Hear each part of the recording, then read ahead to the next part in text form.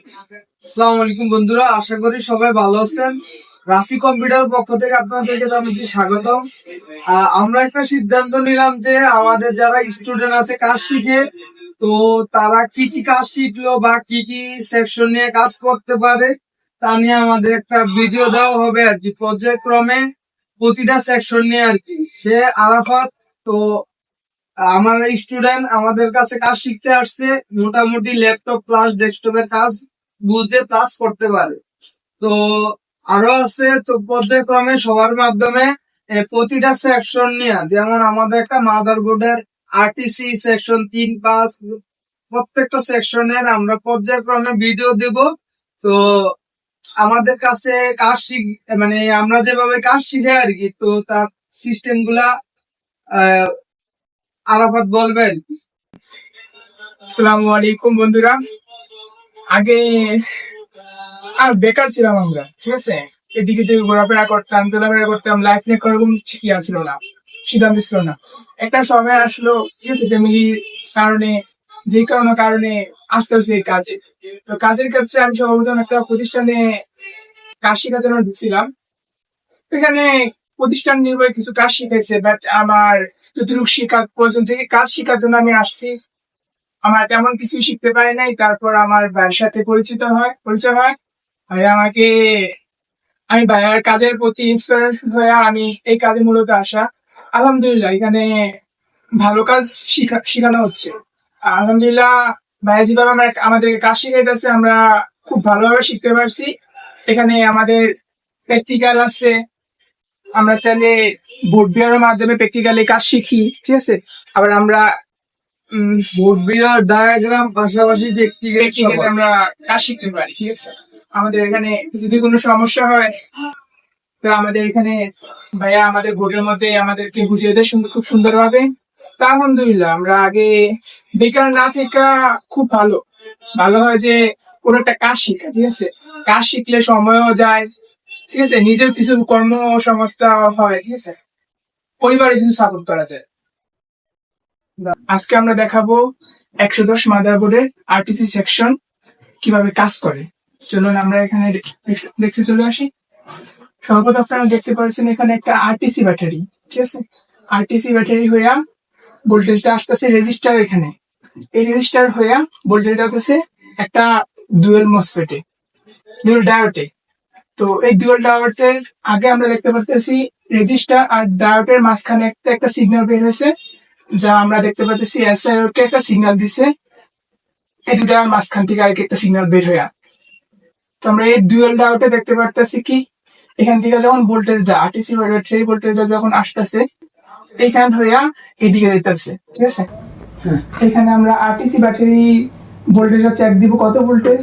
তো এই ভোল্টেজটা এই রেজিস্টার হয়ে আসার পর এই ডুয়েল ডায়োড হয়ে যখন পাস হবে, তখন কিছু ভোল্টেজ কম থাকবে এই পাশে, ঠিক আছে। তো এখানে দুটা ভোল্টেজ, একটা হলো মেইন ভোল্টেজ পাওয়ার দেওয়ার পর আসবে, আর একটা হলো ব্যাটারি ভোল্টেজ। তো এখানে আমরা দেখতে হবে যে ভোল্টেজটার শক্তি বেশি, সর্বোচ্চ 3.3 ভোল্ট আসে, যে ভোল্টের শক্তি বেশি ওই ভোল্টেজই আগে এই পাশে পাস হবে, আর যেটা কম সেটা এখানে স্টপ থাকবে। তো এই ভোল্টেজটা পাস হওয়ার পর, তো এখানে একটা আমরা দেখতে পাচ্ছি একটা ক্যাপাসিটর নিচে গ্রাউন্ড।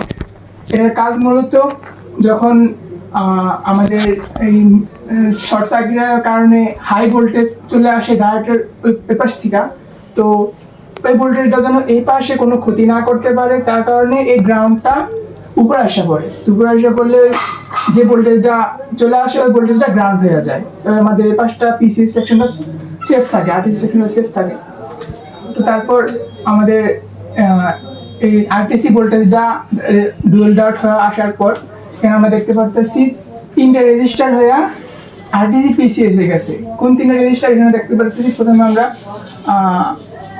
ডুয়াল ডায়োড হয়ে 3.3 ভোল্টেজ আসতে আমাদের 1 মেগা ওহম রেজিস্টার হয়ে যাতে আছে কোথায় পিসিএসে।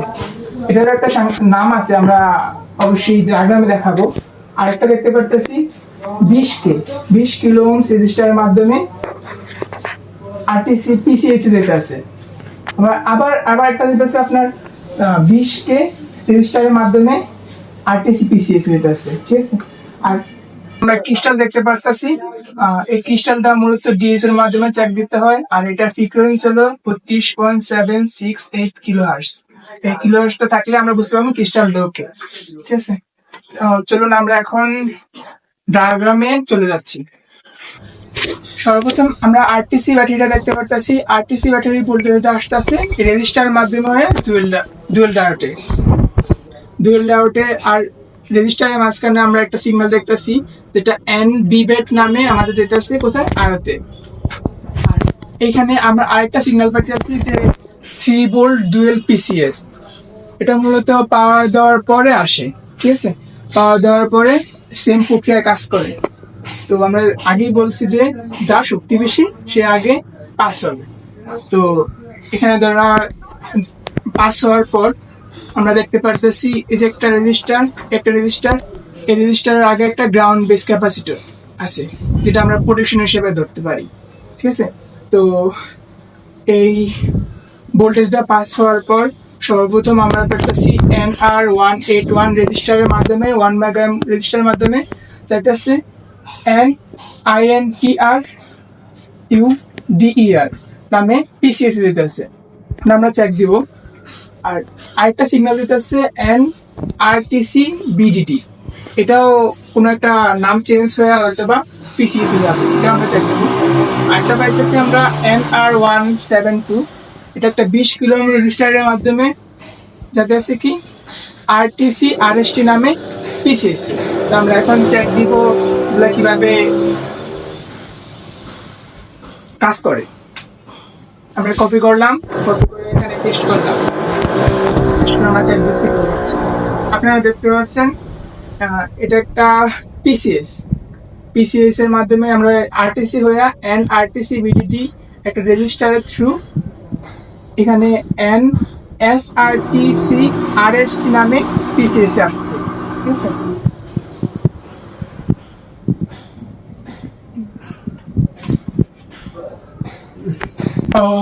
এভাবে আপনারা বাকিগুলা কপি পেস্ট করে আপনারা দেখতে পারবেন কোন কিভাবে পিসিএস এ গেছে। তো আশা করি আপনারা বুঝতে পারছেন কিভাবে H110 মাদারবোর্ডের আরটিসি সেকশন কাজ করে। তো আল্লাহ হাফেজ।